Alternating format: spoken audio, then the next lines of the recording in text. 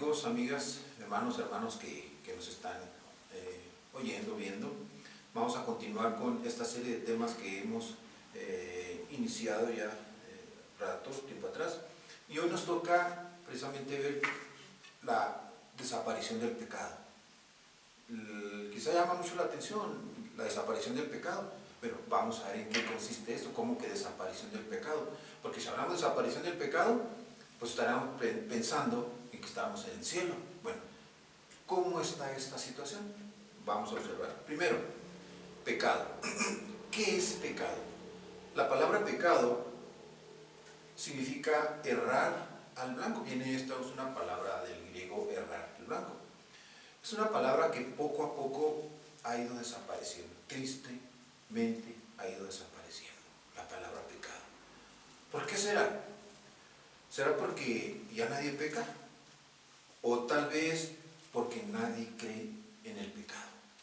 Fíjese bien, analicemos cada una de estas preguntas, contésteselas usted mismo y analice a ver qué piensa acerca de esto. El doctor Barnes escribió un artículo titulado ¿Cómo yo, un pecador? ¿Cómo yo, un pecador? O sea, pensamos muchas veces en que, y lo decimos abiertamente, ¿cómo yo, un pecador?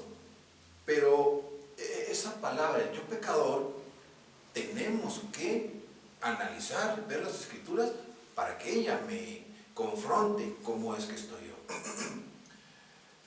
En el 2001, hace ya rato de esto, lo más frustrante de evangelizar en las universidades es que los alumnas, no tienen idea de lo que es el pecado. No tienen idea de lo que es el pecado. Del 2001 para acá, como que los jóvenes, los alumnos, como que en las universidades, y donde quiera que vemos, solamente en las universidades, ya no tienen idea de lo que es el pecado. ¿Por qué? Porque ya lo ven, muchas cosas las ven tan normales, que decir pecado es una palabra como cualquier otra. Siento que esta palabra puede traernos consecuencias eternas, no solamente aquí en la tierra, sino consecuencias eternas. Pero sabe muy bien cómo cometerlo. O sea, no tienen idea de lo que es el pecado los jóvenes, pero sabemos muy bien cómo se comete, aunque no se entienda o no entendamos el significado. El pecado y todo lo que representa literalmente han desaparecido en nuestra cultura. Qué tristeza escuchar esto, pero es lo que ha sucedido. El pecado ha desaparecido, ha ido desapareciendo de nuestra cultura. Pero lo más lamentable todavía de esto es que también desapareció en las iglesias. ¿Cómo? ¿Sí? Póngale que en culturas diferentes, la que usted quiera o ponga, haya desaparecido esta palabra, pecado. Pero lo lamentable, lo frustrante, lo increíble es que en las iglesias también ha desaparecido esa palabra. Se hizo un estudio de diferentes sermones en diferentes iglesias, en diferentes tiempos, y de la mayoría de esos estudios de sermones que se analizaron, se llegó a una conclusión, después de un estudio minucioso, que denunciar el pecado representa un problema para los pastores.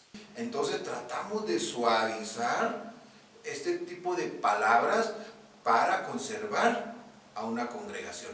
Ejemplos. Dicen, la gente no comete adulterio. La cambiamos por otra que diga, es que ahora tuvo o tiene una aventura. O sea, ¿cómo cambiamos las palabras? En lugar de decir las cosas como son, es adulterio.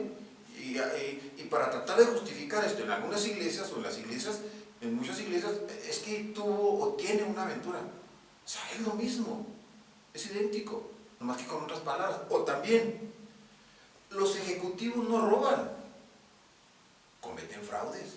Sí, no tan drástico, no tan fuerte, para tratar de amortiguar la palabra o el pensamiento de que soy un pecador.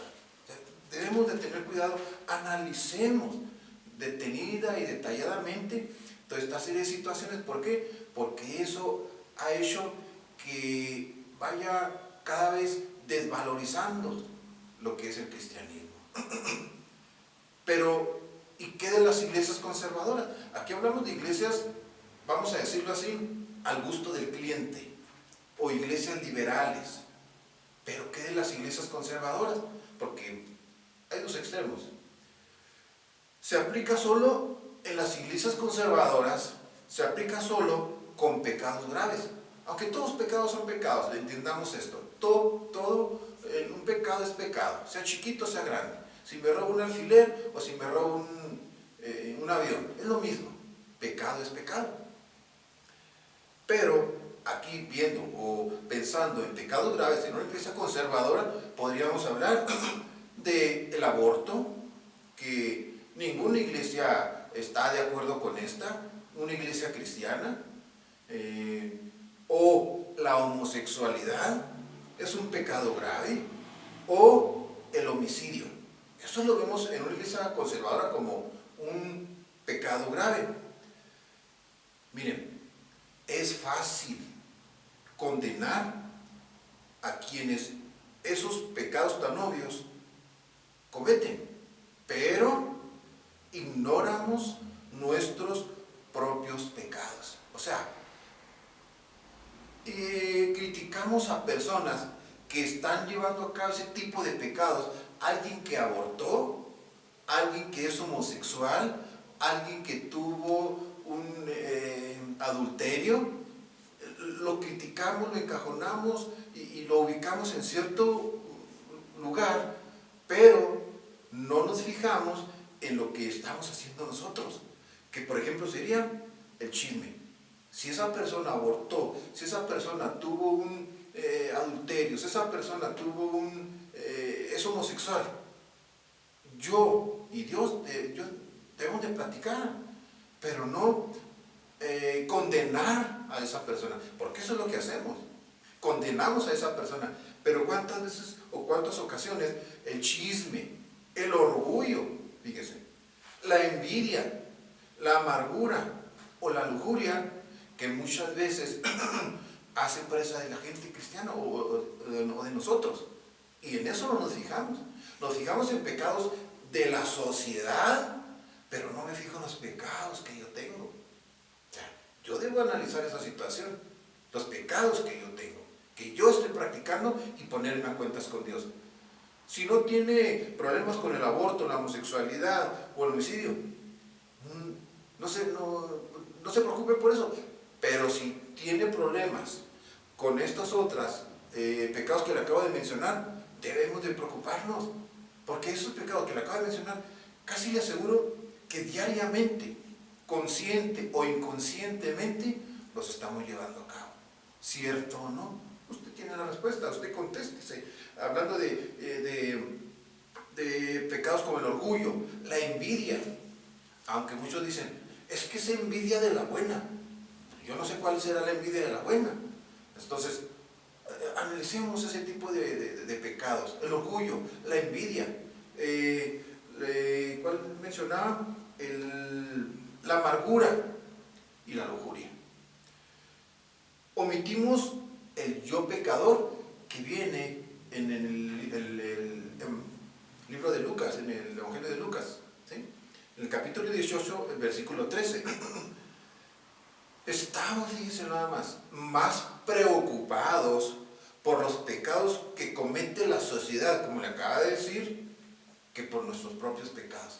Estoy más preocupado por los pecados de homosexualismo, de abortos que hay en el mundo, que se están permitiendo, en lugar de preocuparme por mis propios pecados.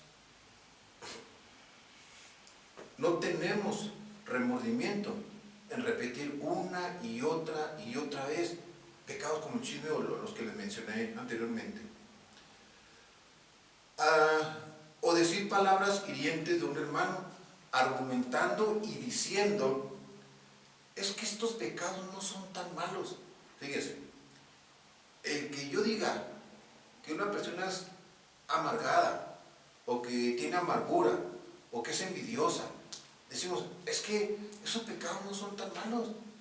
El pecado malo es el que sea homosexual, el que haya abortado, el que está a favor de eso.